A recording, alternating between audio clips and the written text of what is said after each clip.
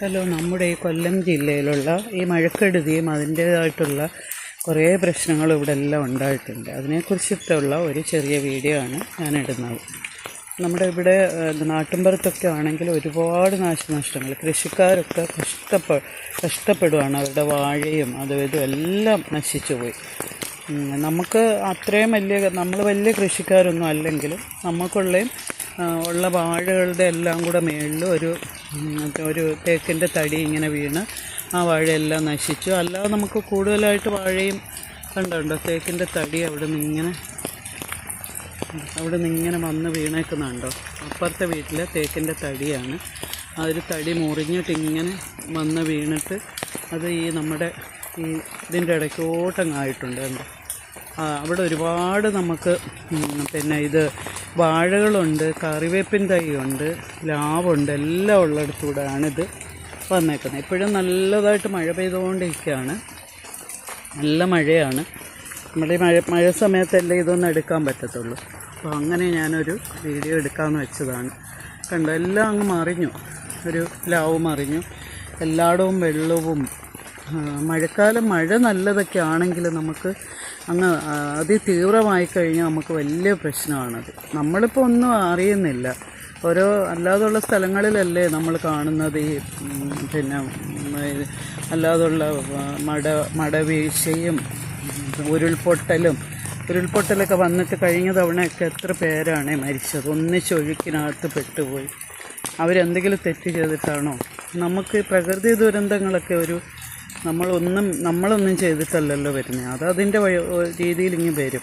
നമ്മൾ ഈ കാടുകളൊക്കെ വെട്ടിയും നശിപ്പിച്ചുമൊക്കെ കളയുന്നതുകൊണ്ടാണ് ഈ ഭയങ്കരമായിട്ട് വെള്ളപ്പൊക്കമൊക്കെ ഇപ്പോഴല്ലേ ഉണ്ടാകുന്നത്. പണ്ടൊന്നും അധികം വെള്ളപ്പൊക്കമൊന്നും ഇല്ലായിരുന്നല്ലോ. ഇപ്പോഴല്ലേ ഭയങ്കരമായ വെള്ളപ്പൊക്കമൊക്കെ ഉണ്ടാകുന്നത്. അപ്പോൾ എല്ലാ മനുഷ്യരും തന്നെ ഓരോരോ ദ്രോഹങ്ങൾ ചെയ്തു വെച്ചിട്ട് കാട് വെട്ടിത്തെളിച്ച് അങ്ങനെയുള്ള ഓരോരോ ദ്രോഹങ്ങൾ ചെയ്തു വെച്ചിട്ടാണ് നമ്മൾ ലാസ്റ്റ് ഇതൊക്കെ കിടന്ന് അനുഭവിക്കേണ്ടി വരുന്നത്. അപ്പം നമ്മളിവിടെ കൊല്ലത്തെങ്ങും വലിയ വെള്ളപ്പൊക്കം ഒന്നും ഉണ്ടാകുന്ന സ്ഥലമല്ലെന്ന് നമ്മൾ വിചാരിച്ചിരുന്നെങ്കിൽ പോലും ഇപ്പോഴത്തെ ഒരു കാറ്റും ഒരു 2 ദിവസം മുമ്പ് മിനിഞ്ഞാന്ന് രാത്രിയിലത്തെ ഒരു കാറ്റും ഒരു ഭീകര കാറ്റായിരുന്നു. ഇവിടെ ഒരു കൊടുങ്കാറ്റ് പോലെ വീശിയിട്ട് നമ്മുടെ കുറച്ചുകൂടെ നാട്ടിൻപുറത്തൊക്കെ ആണെങ്കിൽ എല്ലാം പോയി. അവർക്ക് കൃഷി മുഴുവൻ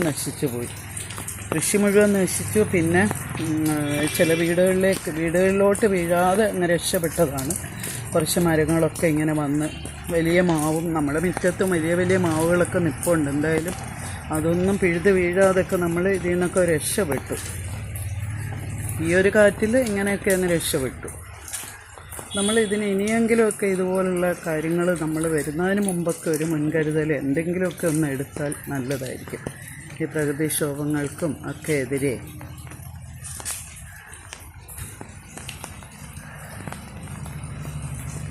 നമ്മളിപ്പോൾ എന്ത് ചെയ്യാനാണ്? ഓരോന്നൊക്കെ ഇങ്ങനെ വരുമ്പോൾ നമ്മൾ അനുഭവിക്കാമെന്നല്ലാതെ എന്ത് ചെയ്യാൻ? വെള്ളമില്ലെങ്കിൽ കൊട്ടുണക്കാണ്. ചൂടാണെങ്കിൽ ഭയങ്കരമായ ചൂടാണ്, അതിഭയങ്കരമായ ചൂടാണ്. ഈ 2-3 വർഷമായിട്ട് സൂര്യൻ്റെ ആഘാതമേറ്റാണ് എത്ര പേര് മരിച്ചിട്ടുണ്ട്. ആ ചൂട് താങ്ങാൻ വയ്യാതെയും ആ ചൂട് ഏറ്റിട്ട് മരിച്ചിട്ടുള്ളത് എത്ര പേരുണ്ട്. തണുപ്പാണെങ്കിൽ ഇതേപോലുള്ള ഓരോരോ അവസ്ഥ. നമ്മൾ മരമൊക്കെ മുറിക്കാതെ നിർത്തിയൊക്കെ നമ്മുടെ വീടിനൊക്കെ ഒരു തണൽ കിട്ടട്ടെ എന്ന് വെച്ചിട്ടാണ്. പക്ഷേ ആ മരം തന്നെ നമ്മുടെ വീടിൻ്റെ മുകളിലേക്ക് പിഴുത് വീഴുകയാണെങ്കിൽ നമ്മൾ എന്ത് ചെയ്യും? നമുക്കൊന്നും ചെയ്യാൻ പറ്റത്തില്ലല്ലോ. ചെറിയ വീടൊക്കെ ആണെങ്കിൽ അന്ന് തകർന്നു പോകത്തില്ലേ? ഒരു കഷ്ടപ്പെട്ട് ഉണ്ടാക്കി ഇങ്ങനെ ഇട്ടേക്കുന്ന വീടുകളൊക്കെ ആണെങ്കിൽ അത് തകർന്നു പോയാൽ അവരെന്ത് ചെയ്യും? അവർക്ക് പിന്നെ അത് സർക്കാർ വെച്ച് കൊടുത്തെങ്കിലല്ലേ കൊടുത്തെന്ന് പറയാൻ പറ്റും. അങ്ങനെ ഒന്നും ഒരിക്കലും ആവത്തില്ല. അവർ പിന്നെ ഇങ്ങനെ ഒന്നും ഇല്ലാതെ ഇങ്ങനെ ആ ഒരു അവസ്ഥയിൽ അവരിങ്ങനെ നടക്കേണ്ടി വരും. അതേ ഉള്ളൂ. ഇതൊക്കെയാണ് പ്രകൃതി ദുരന്തങ്ങളുടെ ഓരോരോ ആ ഒരു നേർക്കാഴ്ചയാണ് ഞാനിപ്പോൾ ഈ വീഡിയോയിലൂടെ ഇട്ടേക്കുന്നത്.